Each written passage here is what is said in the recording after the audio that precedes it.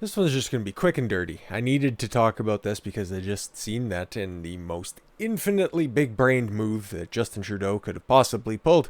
He decided that the CBC of all companies, and if you're outside of Canada, it's the equivalent to the BBC in the UK and more or less like PBS in the United States. It receives a massive amount of government funding. It has produced absolutely nothing because it has lost Hockey Night in Canada, which was the only money-making endeavor that it ever had, and they lost that contract several years ago at this point, and it just kind of acts as a sort of skeleton entity where it leeches onto Sportsnet, which is the rights holder to Hockey Night in Canada and most of the NHL broadcasting. This is terribly boring for anybody outside of Canada, I understand, but you need to give it proper context here. CBC doesn't produce a fucking thing.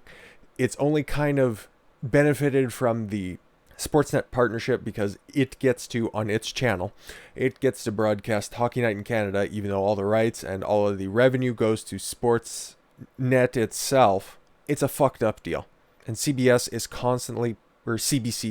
is constantly propped up by government funding because, as you can see here, I've got the revenue card from the 18-19 annual report. Government funding this year, operating funding was $1,098,000. Capital funding was $109 million. And working capital was $4 million for a grand total of $114 million and change. And they produce such great content, like the CBC News Network, which is an official mouthpiece for the Liberal Party of Canada and always has been. Their documentary series, have you seen any of them?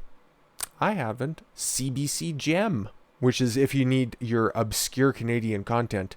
ICI Explora, ICI ARTV, ICI RDI, Extra, Curio.ca. I don't know what the fuck any of this shit is, and I've lived in Canada for 30 goddamn years.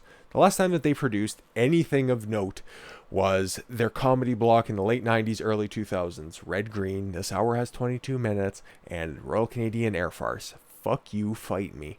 There's nothing else that's come out of this shit network besides a bunch of propaganda. And it has been like that forever. Even those comedy channels, comedy shows that I just listed, they were all heavily left-wing if I look back in time, with the exception of Red Green because, well, that really wasn't a political statement, but Royal Canadian Air Farce and This Hour Has 22 Minutes definitely were spoofs on old news shows. It's kind of where Jon Stewart stole his premise for a faux comedy show, showing that a lot of American comedians steal from Canadian comedians. By the way, you can keep Jim Carrey. They haven't done anything. All they do is serve as a propaganda outlet, and the only thing that you can watch whenever CTV goes down, which is just as bad, by the way, and also receives government funding. But, of course, Trudeau Liberals give failing CBC TV bailout in the midst of a pandemic because he has so much money to give to everybody else except for the people struggling out there. Let's figure this out. The Trudeau Liberals have crafted a new bailout for CBC TV after the Crown broadcaster posted massive advertising revenue losses because nobody watches TV anymore, and their stupid CBC Go app, nobody's going to care because all of their programming is shit. This new funding leaves the taxpayers with a receipt of $1.3 billion in federal grants, as opposed to the 18-19 annual report where they received $114 million. Instead, now they need $1.3 billion in federal grants. I can't fucking believe that. Literally, the only reason why Canada keeps getting held back in the media game is because they keep funding this backwater horse shit like this. CBC TV's advertising revenues fell 20% from January to March of this year when everybody should have been watching TV all the time because Justin Trudeau had to hop the gun and lock everything down because he's a fucking idiot. CBC management says the ongoing pandemic will leave effects that could persist into 21-22. Because if it was up to him, he'd lock everybody down forever because he's a little authoritarian. Castro's little kid, if you will. But what's one good thing about this? He currently has a minority government, and most of my viewers are Americans, so I'll just break this down if you're not aware of how Canadian government works. When you have a minority government, that means that your party, we have a multitude of parties, all of them suck equal amounts of dick. And when you hold the minority government, you have the opportunity to put forth all of your legislation. You have to work with other parties in order to get them to pass. Now, the Liberal Party of Canada has moved so far to the left that they have currently eclipsed the party that was on the farthest left, the NDP, and can easily work with them. But the limp-wristed Conservative Party of Canada is the official opposition, and they act as a bunch of sissies. They don't do a goddamn thing. If you think that those old school Republicans in the Senate and the House are limp-wristed, you should come up here and take a look at these less than stellar individuals that we have no choice to vote for, because the farthest right party in Canada sits somewhere between center-left and the center. There is nothing for anybody who likes freedom up here, so I am planning my escape from this hellhole as soon as humanly possible. Which, according to Justin Trudeau, could be several years from now, and if it was up to him, he'd definitely lap the likes of Australia, New Zealand, European Union countries. He's a sissy bitch, and we're going to be stuck with him for 4 years, because that's how long our term for government is.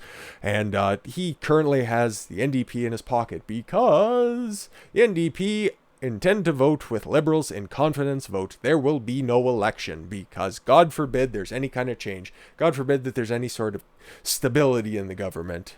And God forbid we'd actually have an official opposition that can stand up for themselves. Nah, fuck it. But you know what? It's not so bad. It's not so bad, really. I know what you're thinking. You've just listened to me rant for a few minutes about how terrible Justin Trudeau is, but at least he can poke fun at himself. Or at least Borak can do it for him, because at least he's trying to bring out, that's the guy in the middle there. He's our leader. Yay! I'm so happy to be Canadian. Happy to be Albertan. I hesitate to call myself Canadian. You all heard about the blackface situation probably a few months ago. He's the forefront purveyor when it comes to leading a country or a city or a state.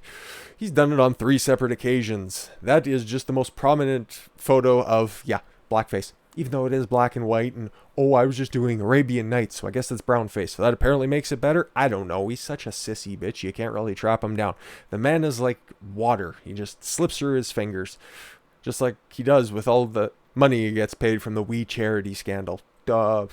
This man has 3 active ethics violations, and because the CBC is so terrible, I would add that to the 4th, and we will cover this as soon as American politics calms the fuck down. Or I pray to God he doesn't do something terribly stupid where I have to break in with some kind of a coverage on that, but I will bid you adieu to pay homage to our divisive multicultural nature here in Canada. Auf Wiedersehen. Thank you all very much for the gift of your time. I've been Don Consuelo. I want you guys to follow your gut and get after it. Take care, everyone.